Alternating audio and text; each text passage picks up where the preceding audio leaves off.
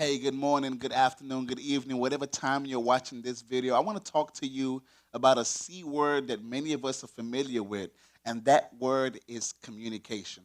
Whether you're a student or you are a teacher, every one of us have to struggle with this ideal of communicating with one another. For many of us teachers, you can understand how difficult it can be trying to communicate with teachers and also trying to communicate with students. And now, students, you can also agree how difficult it can be trying to communicate with your peers and also trying to communicate with your teachers or the admin. And so, I want to provide a small blueprint that would allow us to learn communication with a new perspective that will gain for a better way on how we talk amongst one another. So, let's begin. First, we must define communication in its most simplistic form.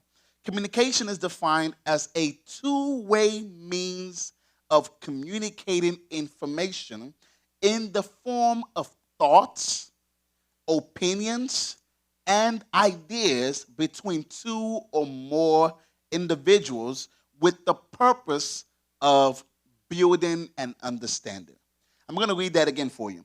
Communication is a two-way means of communicating information in the form of thoughts, opinions, ideas between two or more individuals with the purpose of building and understanding.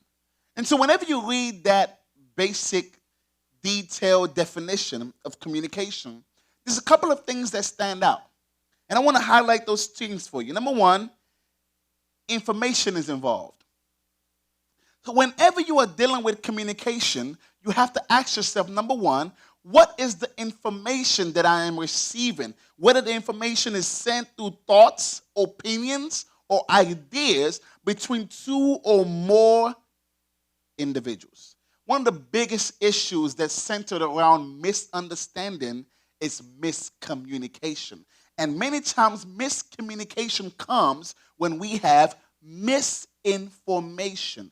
Many times people don't have the full details of the circumstance or the situation. And when they don't have a full detail of the circumstance or the situation, they end up misunderstanding. And we can always judge how an individual may react to a misunderstanding. Some of us, our reaction to a misunderstanding, if I could be honest, has ended in a fight. For some of us, it has ended with not talking to that person or not individual, or maybe lashing out on a teacher or lashing out on a student. And so the root issue with misunderstanding is because we don't take the time to actually get the right information. You see, at the root of communication, there are two words that stand out. Number one is understanding. Before you react, understand. I want you to write that down. I'm going to write that down on here too. Before I react, I will understand. What causes fights, arguments, issues among us is we react before we understand. And so we react and we respond to an information that we have not processed the right way. You see, information must be processed. If you have a computer or a phone, every mechanical device you may have, it has a processor. Even scientists believe that computers should have a processor. And if the computer has a processor, so do you. Your brain has a processor, but we don't take our brain, our mind, our heart, our soul through the time that it needs to process information. And so many times we allow unprocessed information to now get into our heart, and we respond immediately with misinformation, which now leads us to misunderstanding. And so the first thing is, before I react, before you react, you will understand. Now, how do you get an understanding? Just like with any question, lead with question. Lead with question. I want to write that down, so I want you to see that. How? Number one, lead with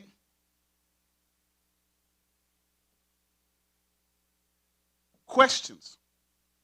Before you react to a circumstance, a situation, whatever it may be that you may feel pressed to react to, ask yourself, do I really get a full understanding of this? Maybe your friend says something to you that got on your nerve. Maybe your teacher says something to you that got on your nerve. Maybe your teacher said, go to class. And the moment you heard the word go to class, the first thing you want to do is react. No, I ain't going to no class.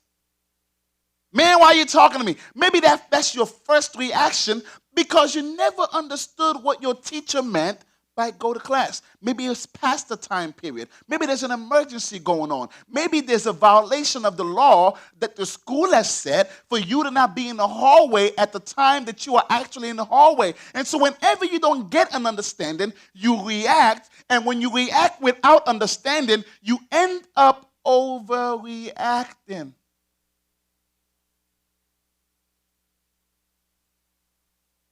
A reaction without understanding cannot be contained. And so you end up overreacting when you don't have an understanding. So you must lead with questions. Whether you're among your peers, whether you're among your staff, whether you're among your friends or your family, and you get any information in the form of thoughts, opinions, or ideas, the first thing you want to do is to lead with questions. Why are you asking questions? Because you want to end with an understanding.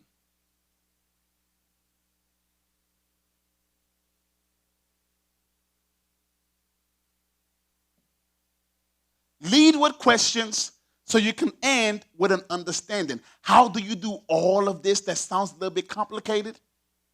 It started with the second root, respect.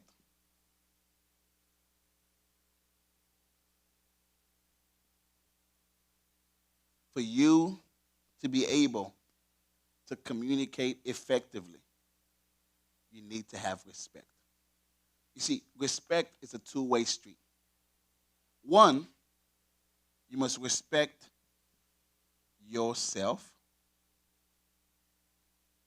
And two, respect others.